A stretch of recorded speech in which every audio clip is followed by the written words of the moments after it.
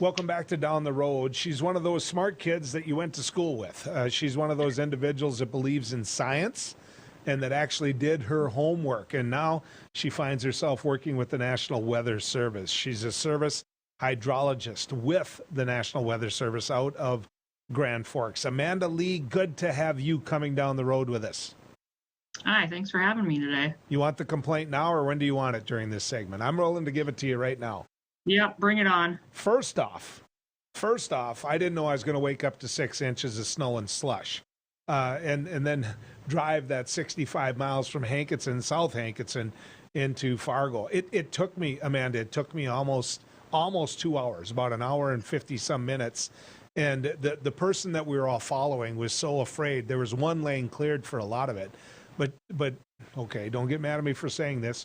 She was so scared out there that it looked like district basketball tournaments just got done behind her. I mean, those roads were crappy, Amanda.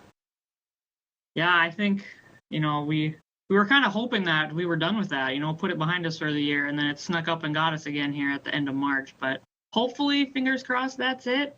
We can finally move into spring. Yeah.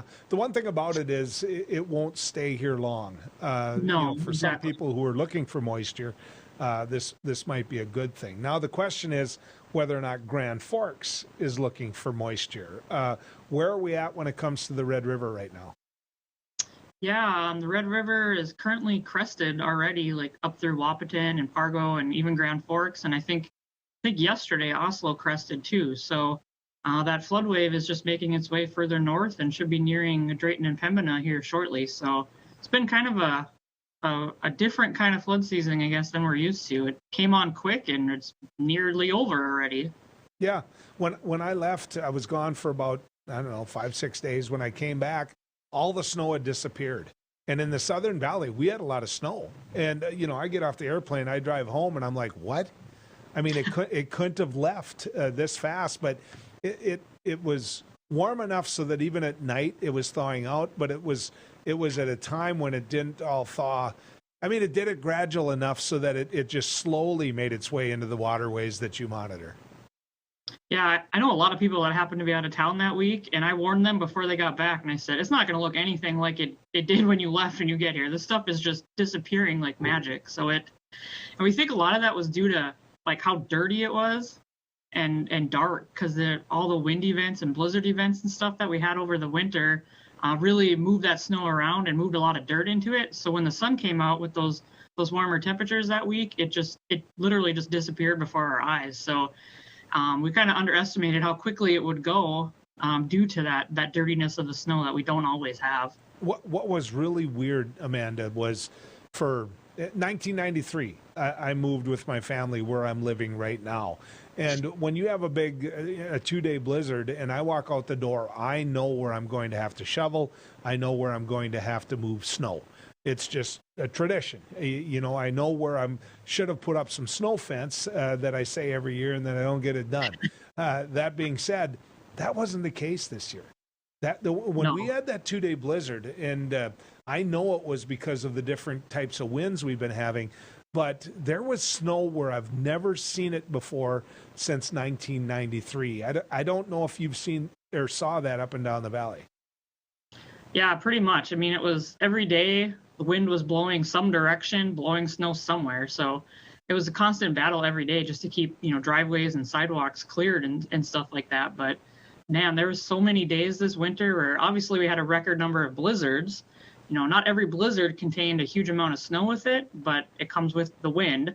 So we had 11, I think, our final tally for blizzard count in portions of the valley this winter, which is a record. And then there was other multiple days that didn't quite reach blizzard conditions, but the wind was still howling. So snow was just moving around constantly. And some of it even came from, southern Saskatchewan or southern Manitoba and came down into our area. So yeah, February was total crapola. And I didn't know in my 60 years here whether or not I was right about that in comparison to the other years. But I told Greg Gust that as far as I'm concerned, that was the worst February that we've ever had here in the Northlands. And he said he had put together data that showed that February was, in fact, the windiest month that we've ever had, Amanda.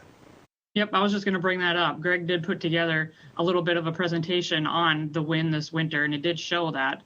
And I'm not one to complain about winter that much. I don't love it, but it's part of the deal living here. But this winter, I was just over it, and I'm so glad that it's finally heading out the door. Yeah, well, I do complain about the month like February because you have no idea how much trouble I get in just watching and encouraging Sue to shovel all that snow. But that's a whole nother issue. Amanda, I want to talk, if I can, a little bit with you about how you gauge the river. In my time on radio, we've had a couple of major floods. We've had 2009, we had 2012, both of which we end up sleeping on the floor at the radio station, just trying to continue to get out information that needed to be out. That being said, in my opinion, those were floods. When we start talking about flood stage and people just completely discount it, are we doing a good job of expressing what flood stage is? Yeah, I mean, we have, as an agency, we have technically 3 different flood levels. We've got regular flood stage, which we consider as minor flood stage. And then above that, we've got moderate flood stage and then major flood stage. And around our region, to be honest, most of the impacts really don't get going until you get to that moderate flood stage level.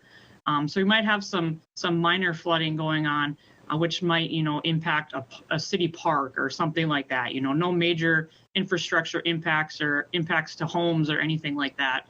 So that's what the minor flooding is kind of meant for, more just kind of a nuisance kind of situation. Once we get up to that moderate level is when you start to see the impacts really go up. And those levels are set, up and down the valley by the local communities. So we don't have the power to decide that here. We collaborate with city leaders and county leaders and emergency managers and things like that to come up with those levels because they're the ones that know the impacts the best, not us, definitely. So I got in trouble with one of those mayors once, and I'm not trying to say which mayor it was. I'm just saying he was Fargo. And that mayor and I had a long discussion about being able to use the term flood stage because they built infrastructure in the floodplain way deeper in the floodplain than what they needed to. You've got a road around El Zago, for example, or you got a park that has a golf course in it that long before people were here flooded, into it just about every spring, I would guess. But if you get the opportunity to say the terms, flood stage, then what happens? You can use that as a term of, hey, we've got to build this, we've got to spend money here, because if we don't spend money here, out of the last 10 years, 7 of those we've reached flood stage. And so I'm glad to hear that you aren't the one that picks that number, because to me, they're way too liberal when it comes to being able to name some spring activity as though it's at flood stage. How big of a factor, if we got a 4-inch rain right now, Amanda, what would happen to the river? 4 inches would not be great. That's for sure. I mean, the soils right now are pretty saturated after we took in that quick snow melt. So, and then, they're only thawed out 5, maybe pushing 8 inches, maybe 10 in some locations, and that top layer of soil. But then below that is still frozen solid. I think here at the office, we're still frozen down to 37 inches or something. So there's not, an endless amount of room of soil to absorb any rainfall, really, much less 4 inches. So it is pretty saturated by now with taking in all that quick snow melt. So really any kind of rainfall could be impactful in certain situations along the river. So thankfully we're not looking at that to happen anytime soon. So don't go start scaring people. I know, but if you're sitting there and saying, look, it's already decreasing. We've reached flood stage and it's already declining. It would seem to me that if you get a snow event, a rain event in the southern end of the valley, it would take a lot to bring it back up.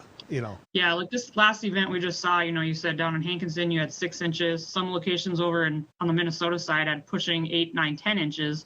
And thankfully that stuff did fall as snow. So it's going to take a little while longer to melt, and it's not directly impacting the river levels, so they can continue to work their way down before we see that, half inch of liquid precipitation get into the river. And half inch really probably wouldn't do too much, but if we get a heavy, warm rainfall event anytime soon, while soils are saturated and river levels are still trying to work their way down, that'll definitely impact things a lot faster than snow does. Then all bets are off. Amanda, good to have you coming down the road with us.